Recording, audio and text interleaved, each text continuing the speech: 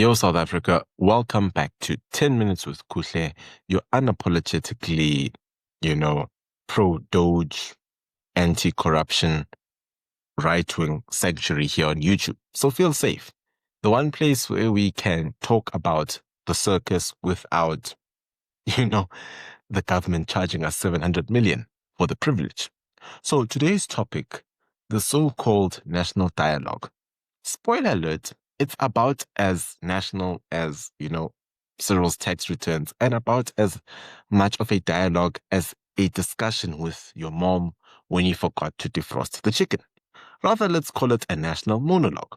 So the government says it's here to unite voices, and by voices, they mean the three people they already agree with. The rest of us sit down, shut up, and clap like trained seals. So grab your popcorn, your Dogecoin wallet, and if you're in Pretoria, maybe a hard hat, because we're heading straight into day one of this 700 million monologue that collapsed faster than my crypto portfolio during a bear market. And that's very bad. Why not start off with a clip by Mazwi Blose that he posted on TikTok, who happens to be an EFF MP. After lunch, please, that's what we're here. Colleagues, comrades, and friends, we will be back at 2:45. That is 14:45. Thank you so much. Thank you, everyone. Listen. Have a good lunch. The government has not kept its commitment. They are liars.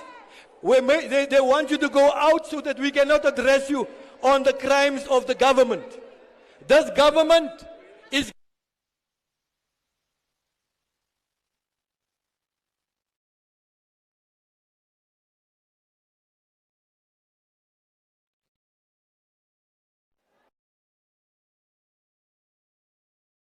So over there, ladies and gentlemen, you see a brave soul takes the mic to call out, the lies, then boom, he's shouted down, the mic is yanked away, and suddenly we're one chair throw away from a Royal Rumble, if you remember WWE. Now, comments under this clip are gold. For example, there's one commenter that says, why call it a dialogue if you're silencing people? Someone else says, this is a clown show. Now, did you see that?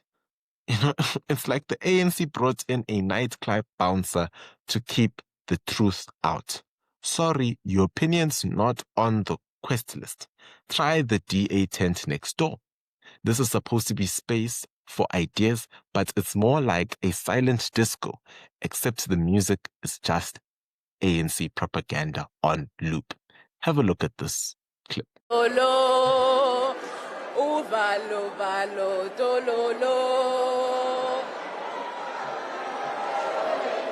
Okay.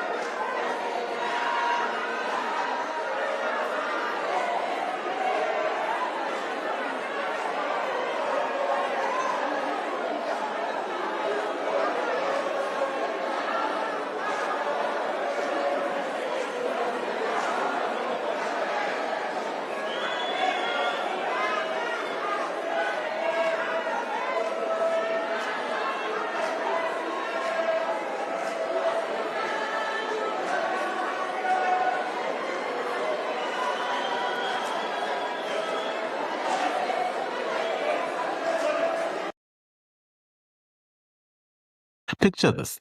The national anthem was butchered so badly, even the notes filed a missing persons report. Off key, out of sync, and painful enough to make Nkosi Sikelel' Afrika consider resigning as the anthem. And you wouldn't have realized it because of all the drama. Bafana's caption on Twitter nails it. He says, what a joke, what an embarrassment.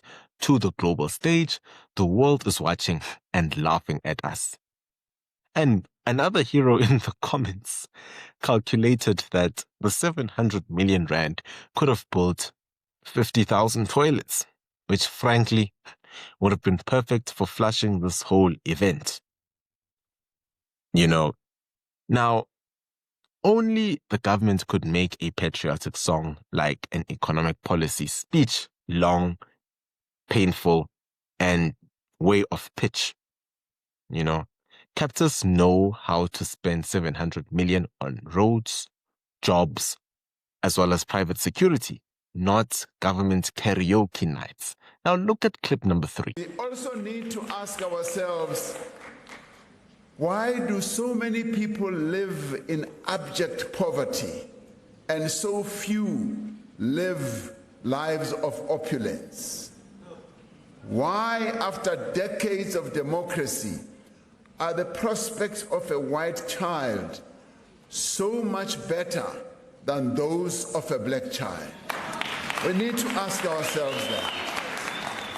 We also need to ask ourselves, why do women get paid less than men for the same work?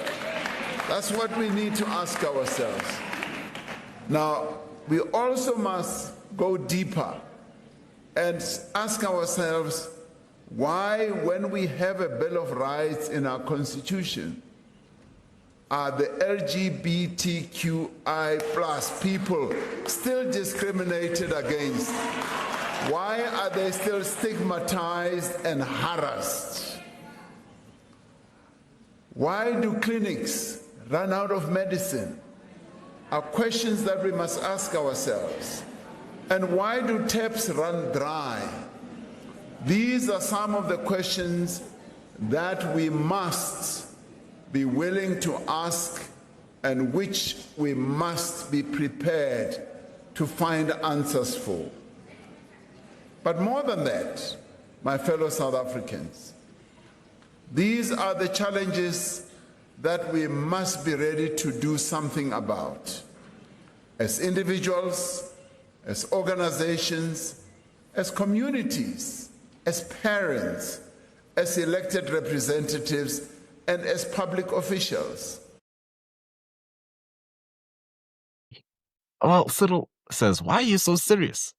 You know, he asks the question, why so much poverty while few live in opulence? Why better prospects for white kids than blacks? That's what he says.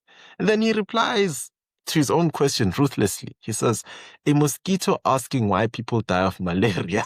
You know, he says, your BE and that's what he says. Now, someone in the comments says, your BE policies are what's killing us. So that's what someone in the comments actually mentioned.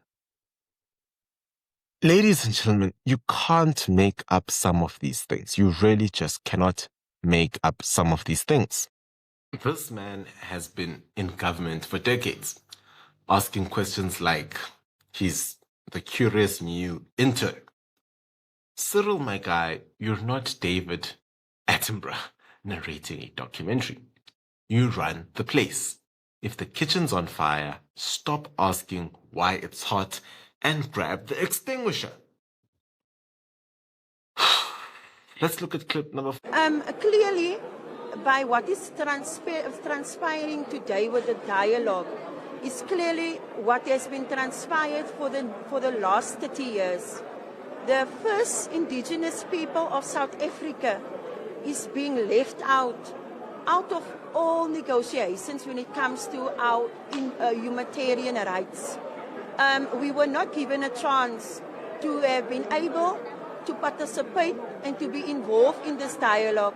And yet we come to the same thing that we faced 30 years, more than 30 years ago, in the Kudesa, where we were also not included.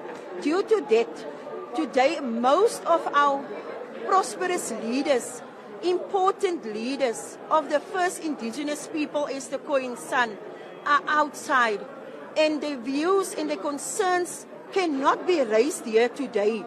And we hope the President of South Africa, Honorable President Cyril Ramaphosa, will take it to note, and he will call us and get our input. We've tried to engage with the presidency for the last 2 years regarding our involvement, and this dialogue would have been the right place for us to raise our views, but still we are not here. Wait, I don't understand, Michelle. So when we talked about, I mean, this is supposed to be, if ever you think of an inclusive process, it must be this one. When you say that you were silenced and rendered invisible, not included, what does that mean? How did you hear about the national dialogue and the role that you could play in it? Well, as a representative in the Western Cape, it is always the role that I have as a High Commissioner, it is my role to always find out information. So I went and somebody notified me about this dialogue. You weren't approached as a grouping? As an institution or organization or a nation, we were not approached. And I want to go into that. When we refer to you, what is the correct way to refer to you with the respect that you deserve? We are the first indigenous people of South Africa. The history started with us. How can you leave out the first people that is the custodians of this country? How can you leave them behind? And it is clearly shown again by this dialogue that not all is inclusivity in this country in the 30 years of democracy. So why are you here today? Why is the king here today? Well, we are here today to raise the concerns, and not all the concerns can be raised by us, because the leadership that was supposed to be here, each one have their own view, and each one in the specific community that have their own concern. They were supposed to be included here today. The Khoisans are actually fighting now. So for those that didn't know, the Khoisan are the first indigenous people in South Africa, and they say they've been ignored for 31 years, just like during Kodesa. And, the comments, as usual on Twitter, are blazing. Khoisans are always excluded. Shameful. This dialogue is a lie. Now, here's my take. Imagine being first at the party and still not getting a seat at the table. Meanwhile, the government's letting every political cousin twice removed in for free. You can't make this up. Look at... We've made a call that the national dialogue must not be allowed to be hijacked by right-wingers. Because where we're seated, we've got a strong feeling that on the agenda now, the economic structure of the country is not number one. If it was according to the Youth League, every commission in that conversation must be the economy, the economy, the economy, the economy, and that we know it will build a nation of this country. Everyone else will be united. If you can go to whether it's colored areas, whether it's black areas, the biggest complaint is them not active in their own economy. And the past has always divided our people according to the wealth. They've always made sure that those that they feel are not important are pushed on the outskirts of the country where they can be economic active. Those that they need to use for economy, they put them in squatter camps so that they can utilize them in factories and mines for cheap labor. Now, the battle in this country has always been about the economy. And the objective was that we need to utilize the political power that were given by our people through the Freedom Charter and all the documents that were given to us to take our people out of poverty and place them as full activists in their own economy. Now, the fight is about that. The biggest fight in South Africa is right-wingers who are saying that there was never apartheid in this country, there is no need for affirmative action, there is no need for BE, all was well, blacks were always the same, they were never dispositioned. We are saying that it's a language that we must revive and say that it's not true. A child of Rupert is not the same as a child of Malachi. The child of Rupert is born into an active economic family. This one must still first go to school. If they are lucky, they qualify for NEFSA, they get NEFSAs. Then afterwards, they become unemployed because the economy is locked in the hands of the few. Now, I was saying that the dialogue must be about that. It must be for radical change. It must not only be about small issues that don't really matter. It must not be just a talk show. It must be about changing the lives of our people. This of ANC Youth League President Colin Malachi. Colin Malachi says the dialogue must not be hijacked by right-wing agendas. Translation: don't let people with working ideas and functioning calculators in here. They'll ruin our vibe. The ANC's had the steering wheel since 94, but now that the car's on fire, suddenly we're the threat.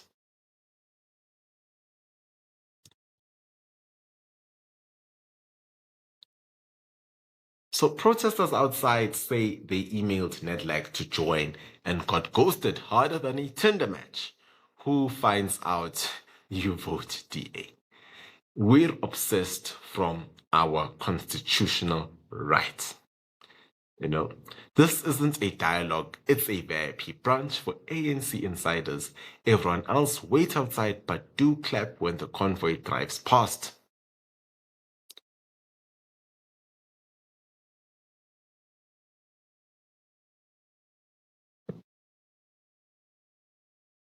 So this is a full-on screaming match, you know, and shoving on stage. It's just chaotic. 700 million rand, honestly, for this. You know, it's just crazy. You can't make some of these things up. If the ANC ran a marriage counseling session, it would probably end up in a fight, in a fist fight too. You know, ladies and gentlemen, South Africa, this wasn't a national dialogue. It was a taxpayer-funded group therapy session where the government talks and everyone else gets told to shut up while, you know, Cyril and crew were playing Philosopher Kings. Unemployment stayed at 40%, crime kept climbing, and the potholes are now big enough to rent out as A and B units. We need conservative capitalist fixes, slash taxes, deregulate business, secure borders, scrap socialist talk shops that do nothing but burn cash and butcher anthems.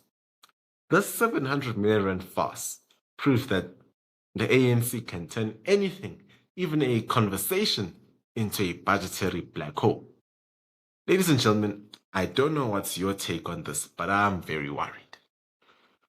You know, the first day of this national dialogue, firstly, did not look like they spent 700 million.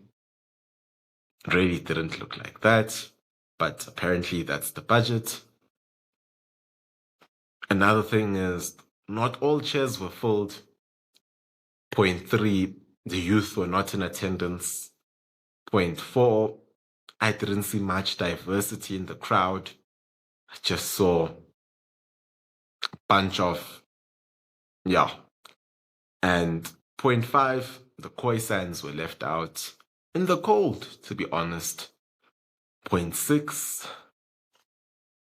Colin Malachi speaks of right-wingers taking over a conference, while in fact there are no right-wing organizations at that conference because the DA pulled out, VF Plus pulled out, AfriForum pulled out. I would have counted Action SA, but they've become more of a communist party. Sakhalika pulled out. So many organizations pulled out. So the right-wing is not there, buddy. Unless Colin Malachi has got a different definition to right-wing than I have. You just cannot make this up. Today's national convention was a disaster. It was a disaster. It goes to show that this is really not even a national dialogue. It's a national monologue. A monologue which the ANC, and I'll highlight the ANC in the GNU, have carefully crafted. One that has excluded their own veterans. And when I say their own veterans, I speak of the Thabo Mbeki Foundation, speak of the Desmond Tutu Foundation. The list goes on. Those foundations aren't part of this talk shop. Gets me thinking, is this just Cyril and his friends sharing their ideas of how they believe the country's mess could be solved, while they couldn't solve the issues in the last 31 years. I don't know, South Africa. You've got to make this up for yourself.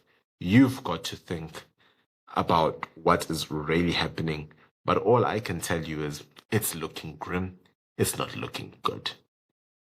It's an expensive talk shop that has got a bunch of beauty pageants, sports players, celebrities who are supposed to tell us how to solve the economic issues in South Africa. You can't make this up. You really just cannot make this up. I don't know what are some of the people in that EPG, the Eminent Persons Group, going to tell us South Africans about solving our economic hardships.